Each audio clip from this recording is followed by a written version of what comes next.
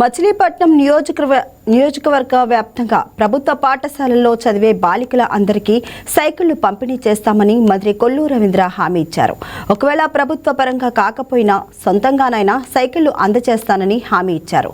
కృష్ణా జిల్లా మచిలీపట్నం మండలం తాళపాలెం జెడ్పీ హైస్కూల్లో జరిగిన పేరెంట్స్ మీటింగ్లో మంత్రి కొల్లు రవీంద్ర పాల్గొన్నారు.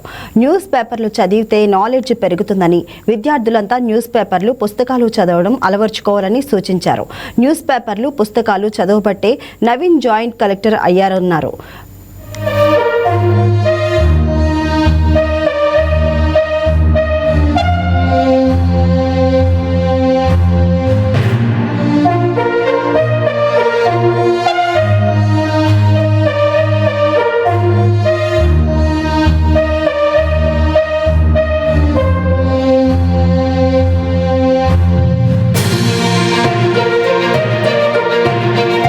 ఇది మనం కూటమి ప్రభుత్వం అధికారంలోకి వచ్చిన తర్వాత ఈ కార్యక్రమానికి మనం శ్రీకారం చుట్టడం జరిగింది.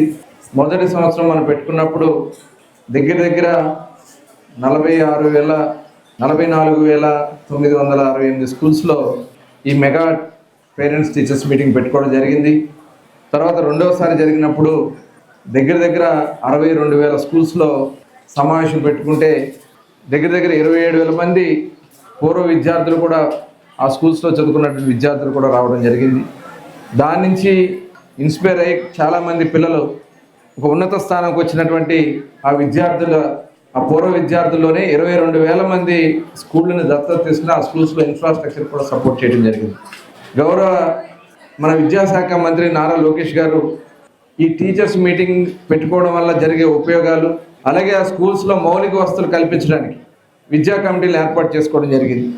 ఎవరైతే స్కూల్స్లో చదువుకున్నటువంటి పిల్లల తల్లిదండ్రుల నుంచే విద్యా కమిటీలు ఏర్పాటు చేసి ఎప్పటికప్పుడు టీచర్స్తో వాళ్ళు మమేకమవుతూ మౌలిక వసతులు కానీ, స్కూల్లో కావాల్సినటువంటి ఇన్ఫ్రాస్ట్రక్చర్ గురించి కానీ ఎలా జరుగుతుంది, ఇది మనం కూటమి ప్రభుత్వం అధికారంలోకి వచ్చిన తర్వాత ఈ కార్యక్రమానికి మనం శ్రీకారం చుట్టడం జరిగింది.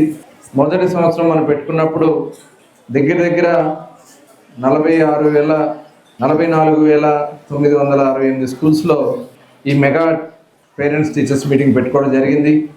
తర్వాత రెండవసారి జరిగినప్పుడు దగ్గర 62,000 స్కూల్స్లో సమావేశం పెట్టుకుంటే దగ్గర 27,000 మంది పూర్వ విద్యార్థులు కూడా ఆ స్కూల్స్లో చదువుకున్నటువంటి విద్యార్థులు కూడా రావడం జరిగింది.